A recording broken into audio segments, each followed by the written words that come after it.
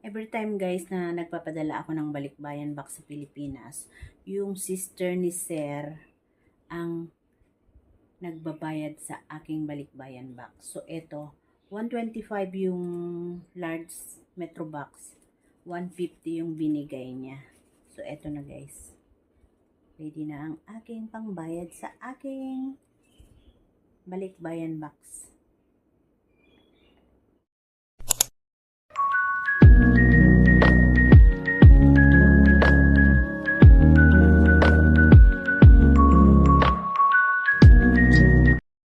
Hi guys! Welcome to my channel, Virgis Vlog, isang OFW dito sa Singapore. So ito nga guys, habang nagluluto ako ng oxtail, ayan yung oxtail ko. Oxtail na pang dinner. So habang nagluluto ako ng oxtail, ay chine-check ko lang at parito ako. Andito ako sa aking kwarto at inaayos ko nga yung mga resibo, yung resibo ko at saka yung pambayad ko sa aking balikbayan box. So, dahil puno na, and then, tinawagan ko kanina yung Metrobox para magpa-schedule ako ng pa-pick up. So, ito kanina, yan, binigay ng amo ko mga tea. Ayan, binigay niya yan.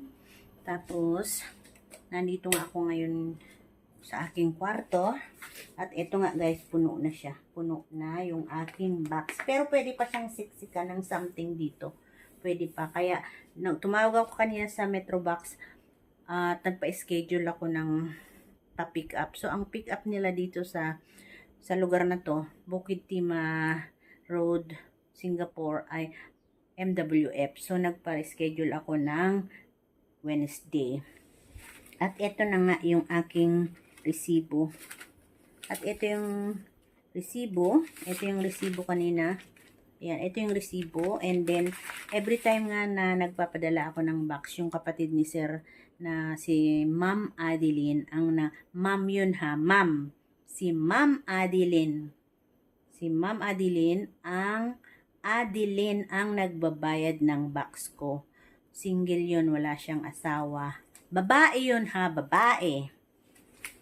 Yun ang nagbibigay sa akin ng pambayad. So, ito na yung aking box.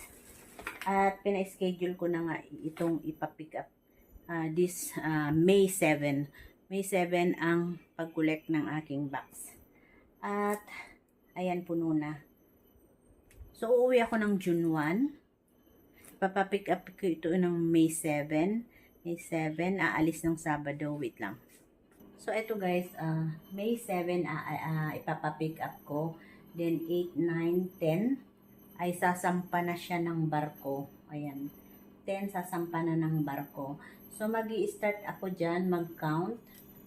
10 of May. Then, makakarating siguro yun ng June 10 din. June 10. June 10. Ayan. So, uuwi ako ng June 1 sa Pilipinas. Then, eksakto ako ang makaka-receive nun. So, eksakto guys, nandun na ako pag dumating yung aking box. So, ito nga at aking i-impake na itong mga biscuit na to.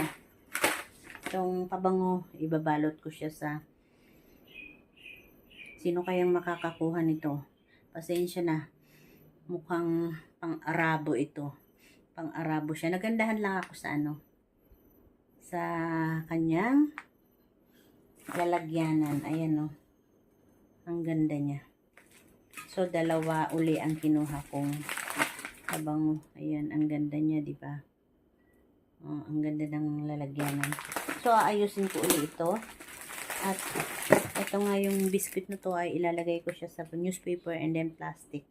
Para kung madurog man ay nasa loob ng plastic. Okay lang na madurog ito kasi dudurugin ko talaga ito sa Pilipinas dahil gagawa ako ng cake. Tapos ito pa nga yung kakabigay lang ni amo na 2 box na tea. So eksakto pag nasa Pilipinas, lemon and ginger tea.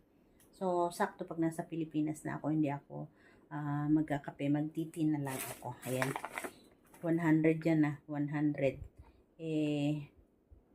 Bali 37 days lang naman ako sa Pilipinas. So, 100 ito. So, naging 200 dahil 2 box. So, ayan na guys. At ibablog ko uli ito pag pinick up na nila. O, di ba? Yan na, okay na siya guys. At aayusin ko na yan. So, yun lang muna guys, ang update sa aking balikbayan box. So, kung bago ka pa lang guys sa aking channel, please mag-subscribe ka na. And wag na wag mong i-skip ang ads. So, bye guys. Bye everyone. Bantu Philippines.